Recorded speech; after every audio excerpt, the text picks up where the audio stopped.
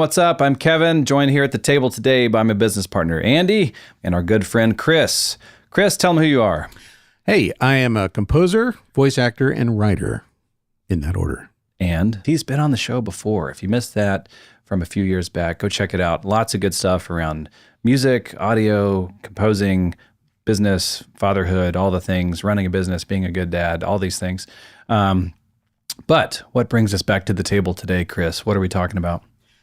This actually started as a conversation we were having the other day over lunch, and we were just talking about some of the new amazing AI tools that come out and that are getting better and better every like 18 seconds. And, that's impacted voiceover a lot. And everybody's kind of in this place of, is this like voice actors that I know, they're like, we're screwed. This is coming for us all. That may be the case, but at the moment it's not. Like, I'm still staying busy. I'm still, working as a voice actor. Ditto composition. There's a lot of like really pretty cool music tools coming out. But we were talking yesterday, and obviously there's, VO3 came out recently and it's doing some pretty astounding stuff. But the conversation we were having at lunch was, okay, hold on a second. Let's back up. Is this something that we should really be scared of? Is it really that good? Can it put us out of business? It can do some pretty cool stuff like really quickly, and that's amazing. But, okay, if it's really something we should be scared of and we're going to get steamrolled by it, why don't we just learn how to drive the steamroller? What's the opportunity, right? Yeah. And I'm starting to do that a little bit with voiceover. I have kind of a separate. Have you made your digital twin yet? I have made my digital twin. He's slightly less good looking. I actually like your digital twin better than the real Chris. A lot of people do. Yeah. Actually, yeah. Now, I haven't gone full ham on this yet, but I have cloned my voice, and there's services out there that are doing it. And I only use that for a kind of a small subset of projects, pretty much low budget informational stuff where personality is not super important. Directability is not super important because AI is not doing that really well yet. But it launched this whole conversation, kind of a broader conversation about, there are probably some ways that these could help us do what we do better or more efficiently or cheaper or whatever and stay competitive and stay in business. And then there's probably other things like, well, that's cute. That's fun. It's good for that thing. It's really not a threat, and it's really not much of an opportunity. So, but it's hard to know the difference when there's so much hype every 100%. Day, right? There's just this flood of like, did you see the thing that came out? We're all toast. Everybody, no matter what industry you're in, somewhere you've gotten some form of this. Absolutely. You're a writer, right? It's really impacted writing. Now, that's one of those places where I have a client that I'm pretty sure I'm going to get steamrolled by ChatGPT sometime in the next 6 months. But I have another client. One of the things I do as a writer is I ghostwrite books for people. I had a client who wanted help with a book, could not afford like the standard guys kind of ghostwriting rate, workflow, all that kind of thing. So literally while we were sitting there talking about it at lunch, I was like, hey, well, how about this as a middle ground? I can take your content. I have other stuff that you've written that I can, use to kind of inform, because part of my job as a ghostwriter is to write in their voice, to make this not sound like my book with their name on it. It's their ideas, it's their content, and I'm just there to, build it out into a structure and a volume that works. So I said, hey, and this literally just like came out of my mouth on the fly. I was like, hey, what if there's a middle ground where I can take the ideas that you have, I can take some other stuff that you've written, I can maintain your voice, and I'll do basically a curated AI treatment of this thing, and I'll turn this, 18-page pamphlet into a proper, book. And he's like, let's explore that. It's like, all right, I'll do 2 chapters for free. Let me know what you think about it, and we'll go from there. And it was great. He was super happy with it. I was very happy with it. The time and dollars worked out fine. Like, they totally worked out fine. I will say for me, it was not as fun. It was a little bit less gratifying because I really enjoy writing. It's like you're managing a junior writer. Kind of, right? yeah. It's like you have your little It's really like you're managing a very good writer. But it represents an opportunity to not just does. throw the baby out with the bathwater. Kind of things like the Totally. money didn't go anywhere; it just shifted. So how do we work in this new paradigm? 100%. Right? And I think a lot of people are feeling that pressure. I mean, even ourselves included in some ways. Of like, how do you respond in a healthy manner to something that is coming quickly for your lunch? Right. Right. And then there's all these people saying like, you won't lose your job to AI. You'll lose your job to someone who does what you do, but that knows how to use AI, that kind of thing. Yep. And you hear that and you're like, okay, well, we can ride our high horse of like, that's not art, or that's not the way that I would do it. Hollywood's on That's the high horse. inhuman. Hollywood doesn't care. It's like, can that save me money? No, but They're probably using AI in that same way that they didn't use visual effects on Maverick. And they're like, oh no, we don't touch AI. And they're like, AI is all over the shot. That's half of what the actors strike was about. They were like, right. because the industry Oh, yeah. was literally, they had used verbiage in contracts. It's like, hey, we're gonna clone your image and use you for other stuff. And they're like, Yep. no, Right. They're kind of contractually, almost, I guess, prevented from going into Sure. that space, right? But they're gonna have to figure something out, right? Well, I see the panic on like Facebook groups, like filmmaking Facebook Oh, groups that I'm in, 100%. cinematography groups. Yeah. Like, and it's almost like a vitriol. Like AI is beneath us. We should, take this scourge and, banish it from the earth. Good luck with that. I Yeah. know. It's like, and I got into a thing with it. I was like, it's a tool. Remember when you got After Effects and you had a computer? Right. And, it's a tool and you can't stop the progress of tools. Right. And I mean, it may well put us all out of business in 5 Sure. years. It's that famous story of, who was it? It wasn't Phil Tippett. Somebody who was in the shop and was like committed to I should have researched it was this. Jurassic Park. Yeah, it was When he Jurassic Park, but he was it coming- wasn't, I think it was No, it was Phil Tippett. He It was was coming Tippett, in yeah. to talk about the stop motion for Yeah. Jurassic. because they did And the he looks tests, and then I forget the guy's name that had like the CG animation going, like so Spielberg would walk by and they see wait, what is that in there? He saw it and he was like, And then cue the sad trombone sound effect. you had right? all Like, these people who had the opportunity to make a decision right then and there. Are we going to learn this new capability and take all the expertise we have about motion and natural movement and shadow and light and like, inertia and like put that into these digital tools? Or are we going to stay on our like analog high horse and say, no, this is what we do? I don't And remember those that. guys- I don't We are remember purists, which means Yes. we are broke artists who Yeah. can't pay our bills. Well, I don't remember the high horse riders. I don't remember this. I'm saying, well, CGI, like that's putting the like set builders out. Right, I don't right. remember that. Maybe they did. There was a group of people who like there was this moment where people had to decide, and there was a split, and some people went, okay, we'll go, and then these others like, no, I'm just going to stick with traditional, and those people found themselves out of work, right? That brings up a great point because, you for so long you had your Phil Tippets, you had this tiny, tiny number of people who were at the top of their game. I remember back in the 90s, like if you didn't have a killer booth and about $10,000 worth of hardware and ISDN, which was, $200 a month at the time, like you were not doing professional voiceover. Like very few people, there was a very high bar to entry. So you had those people like Tippett who were absolute top of their game, only did so much work a year because there were only so many of them. But these new digital tools birthed an entirely new ecosphere of creative entrepreneurs and content creators and service providers, whatever you want to call it. So I think it's another one of those moments. Now this is going to go quicker. This is not going to be 20 years between. I think that's part of why it could run us over or steamroll us. 100%. Yeah. Everything else happened at a slow enough pace. We could adapt. We could Totally. grab hold of it, use it. Yeah, that's what I'm feeling. It's moving so fast. You're like, what happened? It's like, Where'd okay, my great. job go? I'm willing to learn the new thing. And you like start learning and you're like, oh, wait, this isn't the new thing. Yeah. No, that's the old thing. Wait, I thought that, wait, I'm on You're the right. new thing. No, you're not. That's like 3 new things ago. It'd You're be like working in After Effects, and every 11 hours, it's like new update. Right. And you're like, stop updating. Right. But it was a whole different but program. it's a different tool. It's not What this After Effects looks like anymore. is 3 years from now, all the most creative, amazing content creators are going to be like 8 years old. And they're just going to be the ones who are just able to keep up with the Right. pace of change. I just get irritated that we've run out of actual words. So now all the AI tools are like Sindorga. Hey, do you have the new Sindorga? Yeah. No. What Well, is that's like that music tool Suno. That used to be our favorite. It's like this Japanese shaved ice dessert place. It was called Suno. It's like now it's this stupid music app. Dang. But the conversation that we kept having was like, man, there are tons of people who are like saying, hey, here's the new thing. Look at this cool thing. Look at this cool thing. And Lord knows there's not a shortage of news. No, So. there's plenty. I mean, there's newsletters that we're all getting every day that give us just like the snapshots. But what we haven't found, and what we started talking about creating as part of the creative table space is, hey, what if we got together regularly and just looked at, hey, we're going to like look at a handful of the most popular, most creative tools.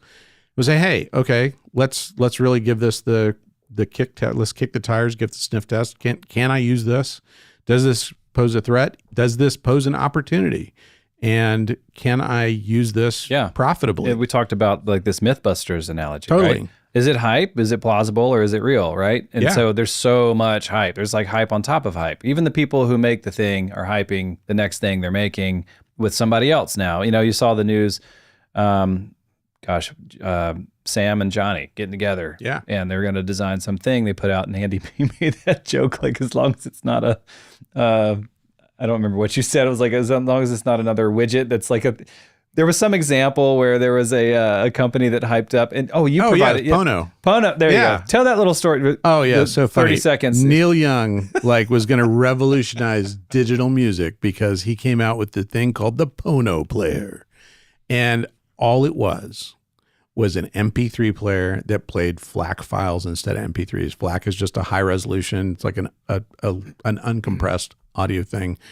And what he was doing in these commercials is he was giving people, like AirPods, and he was letting them listen to a really crappy MP3. And then he's playing them a FLAC file, and they're all like, all the reaction videos were like, oh my gosh, that's so much better. It's like, yeah, dude, you're playing him like a 32-bit MP3, which sounds awful. And then you're just playing him something that's uncompressed. But the product itself was like no big deal. And I'm curious if this IO thing, now, if anybody can do it, like if anybody on planet Earth can make a thing that's as revolutionary as the iPhone or the Apple Watch or whatever, these are the two guys. So I'm very interested to see what they're going to come up with. Yeah.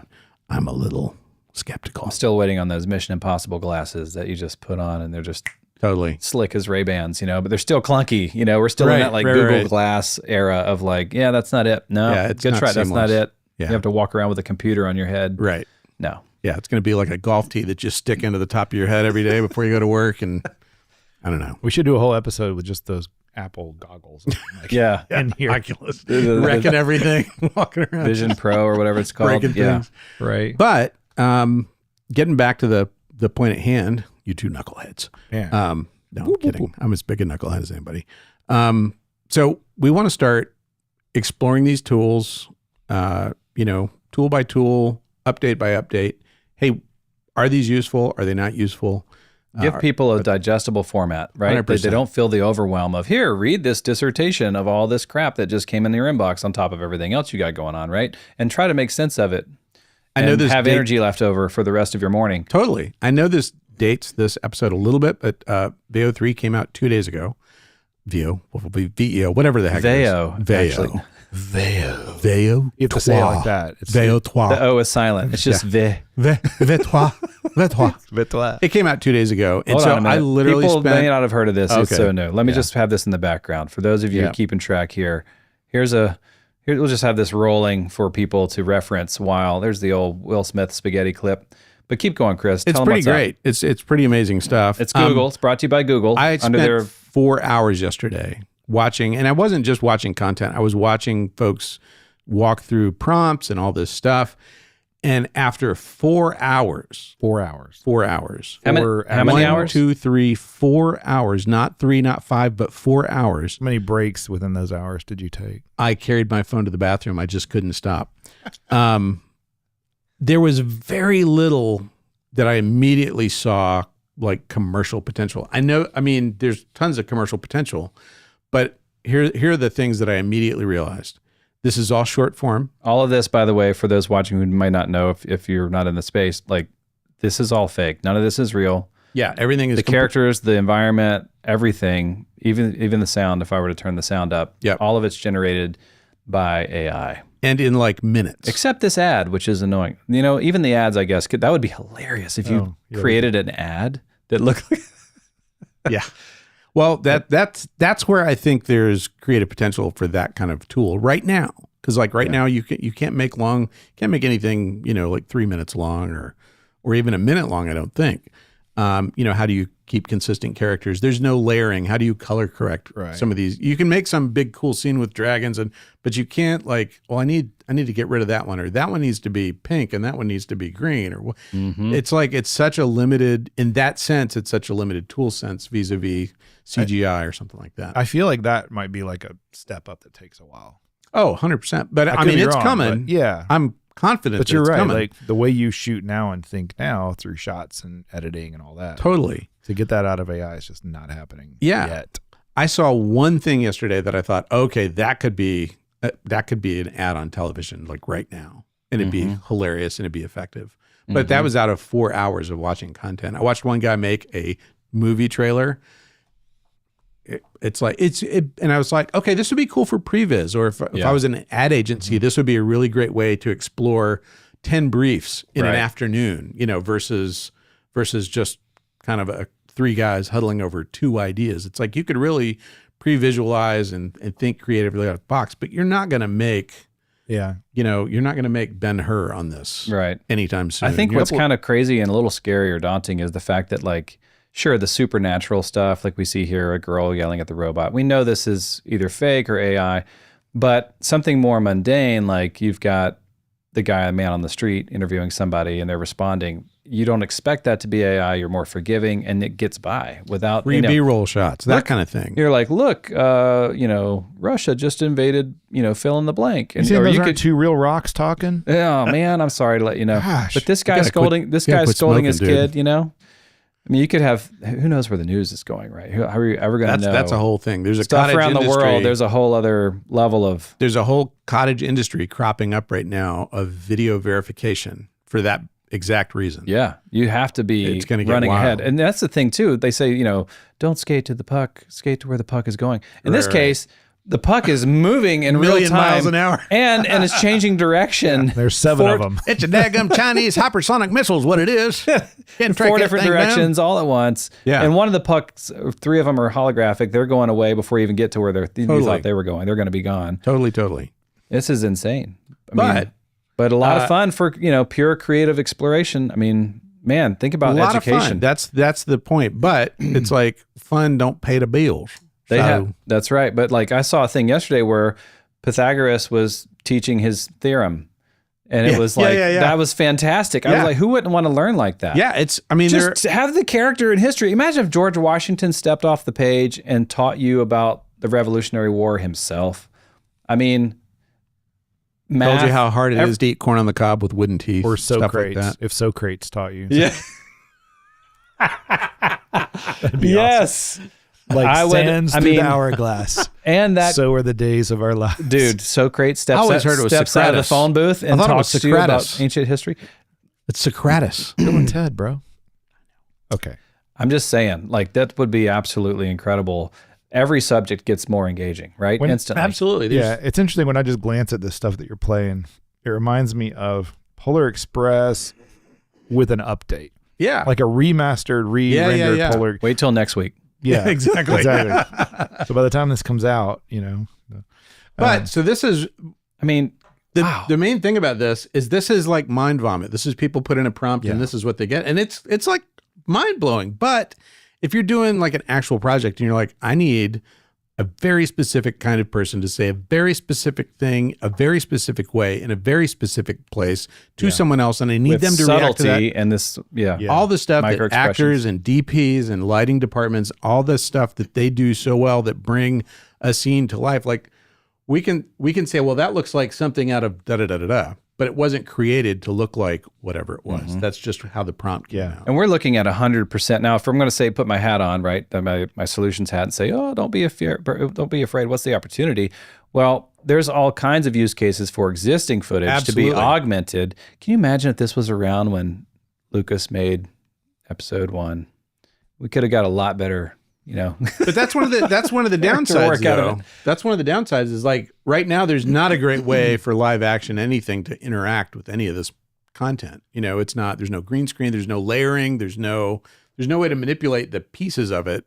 I can't take that and then reframe it to the side so that somebody could step in. You're back to rotoing it again. Yeah. Yeah, totally. I'm sure there are people working on that as we speak. I'm sure. And again, it'll be out next week. But we thought it'd be really, there would be a lot of value in like just sitting down, parking it with a tool, a music tool, a VO tool, a visual tool, and seeing what we can do. It makes me think too, like when people think I got to learn a new tool or is it going to run me over and eliminate my job?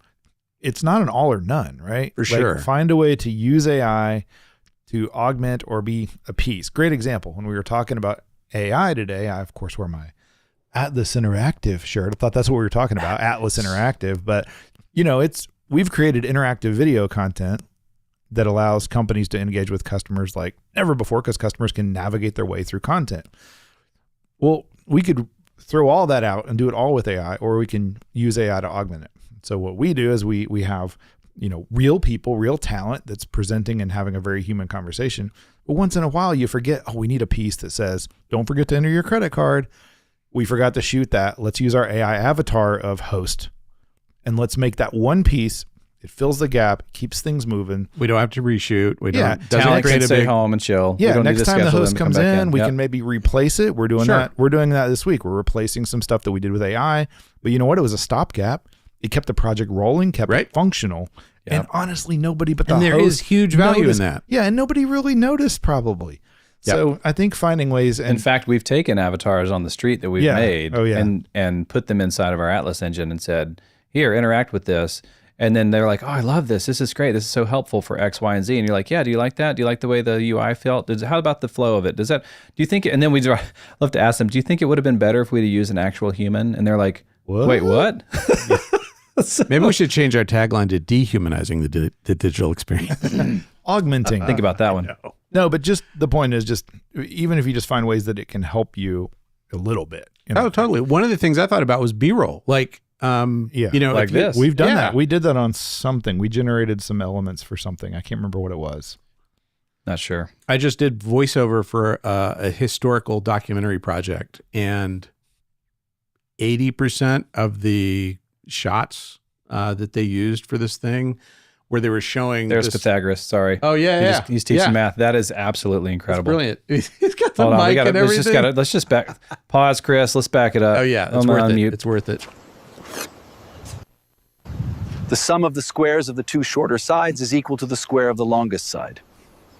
So this is an AI. So that right there, I mean, it's just absolutely. Two shorter sides is equal to the square of the longest side.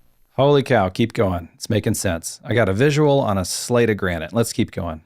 Yeah, it's awesome. But like, can you then make him turn to another camera and look the same and be in the same environment? Yeah, they're working on character consistency. There are tools for that for sure. Yeah, it'll get there. But where is it today? Like, I don't know. And what's crazy, of course, is VO is only one player in the space. Oh, although, of course, Google's got the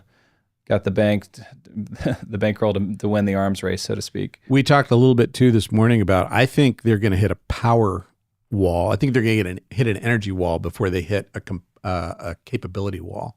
So one of the things that hit me yesterday is I'm looking at all this stuff and I was like, how many million people are using this tool today, and how much computing power is that taking, and how much energy is that consuming? Not from like I'm worried about, green or anything like that. I'm just like, I think when you look at how fast the ramp up in the number of users and the complexity of what they're doing and the amount of computation that's going on, I think they're going to hit the energy wall quicker than they can hit the capability of the machine wall. To that point, I think maybe a month ago, I told Kevin I had read something where I want to say it was ChatGPT. They were losing millions of dollars. I forget how many. It was huge money. You know why they're losing the money? At least several people. Because people would do a chat, and then they would go, "Thank you." I've done that. Send that signal back. Thank you generates a "you're welcome," and it costs them bazillions of dollars to like calculate what you said, then the valid response and send it back out. Okay, so the way we beat the engine, it's like the Richard Pryor like shaving off the fractions of a penny to make the Superman 3. We just need machines that just pound ChatGPT Yes, with thank yes, you yes, yeah. incessantly With until they little, just little polite conversations. Yeah. How are you Until feeling today? Well, thanks for asking. How are you? I'm good. So how are you? Are you sure? You all right? To this point, And then the main frame blows up. Microsoft, That's how we beat AI. Microsoft Right. purchased 2 months ago or 3 months ago, they purchased the 3 Mile Island nuclear power plant to recommission it. The only thing it's going to run is a Microsoft AI data center. That's crazy. It is bananas. Like that's how much juice this stuff takes. So I think we're gonna hit like logistical problems before we hit the limit of machines or anything like that. We just need a couple more windmills. That's all. It'll be fine. We're going to put solar panels on the entire United States. Every computer is going to come with a solar panel. That's right. Yeah, that was a little bit of an aside. But anyway, it is this wild, wild west of like it's pretty much non-regulated right now. There's just it is really hard to keep up with. So we thought, well, what if we just like weekly, like, hey, for creative people who do creative endeavors for a living, you know, how does this tool work? How does it work for us, and how do we make it work for us? It feels like all the social about, you know, video or audio AI generation is all just check out the cool thing I did. I'm going to talk about it for 30 seconds. Boom, boom, boom, boom, boom, and it's out. Right. There's nothing there to grab onto other than, wow, he made a cool thing. Right. It's only He's file built that a away with channel. all the other cool things. Yep. Right. That's how he used nobody's it. sitting and exploring in real time. Okay, we're going to fire up this channel. Let's try some prompts. Let's see what we can Here's what create I together. need today. Like I need this. Can I make this? I need a with llama this? on a unicycle. Or even just backing up to, is this worth your time? Right. Yeah. Is this puck holographic and going to vanish on you? Yep. Are you learning the right thing? Or is this just hype, you know, part of the come out of the hype oven? Well, the other element too is the client response. That's a huge gray area. So For sure. my wife's a copywriter. She has a client that put out a thing like, we do not want AI. And we feel some people who are writing for us have been using it. And she's like, kind of got a little bit self-conscious. And she uses it, but she uses it the right way. She uses it for ideas to get started. Right. She crafts it, and then there's your newsletter, right? She doesn't just copy and paste. She's very good at using it appropriately. Being smart with the tool. So I was like, first of all, they're wrong. They need to wake up and get with the tools are coming, get with it. Or they're going to be steamrolled. But work with better writers, right? And so what's funny is then a couple of weeks later, she got a newsletter another writer had written for them that, and she's like, this feels like AI. She copies it, puts it in AI a couple checker. it was 100%. Yep. And the client let it go through. So it's just, there's a lot of cloudy confusion. 100%. It's a mess. Like nobody can put their finger on the, not the problem, but you know what I mean? Like this was the way forward. Right. Mm-hmm. And we're not promising that we're going to be that. We are. Oh, we would. I like it. I like the confidence. I declare right now, we Ballsy. Stupid. in a foghorn leghorn voice. Well, I say, son. I declare. Look at me. What does it say? Look at me when I'm talking Look to at you, me boy. when I'm With talking to you, my boy. digital, look at me when my digital twin's talking to you. We won't be calling them that much About longer, or right? something. Right. Know what we're going to call them. We haven't quoted foghorn leghorn. Yeah, I was going to Ever? say that is quite the callback right That's a there. callback. But we are Man. dating ourselves. We are. So if you're interested in learning more about this content from a healthy way that's not just going to instill fear, but like go through and give you some honest feedback and even some real-time exploration of what it looks like, and then give you some handle to kind of take the first step in your own journey. You know, we don't have all the answers, and, you know, newsflash, nobody does. And if they tell you they do, they're lying. So this idea of, hey, join our little gang here, and we'll have different people on, we'll have different experts, we'll have different people, different ideas or experiences, and just go on the journey with us and kind of learn in a fun, engaging way that's not just hype and fear and news that's going to make you feel like your days are numbered, right? Even though they are. Took the words right out of my mouth. Even though they are. So yeah, I think any kind of final closing thoughts for this kind of kickoff? I'm more excited than not. I'm more excited than scared. That's a better way to say it. I mean, I do think like people who can't adapt, you're gonzo. Like you are a goner. Like the work that has almost completely disappeared for me as a voice actor is like 2 years ago, I did, if you bought a charbroiled grill and needed to know how to put it together, you went on YouTube. I was the guy who told you how to put your grill together while some actor, like, that work's gone. For the for the most part. I mean, there's still probably a few things out there.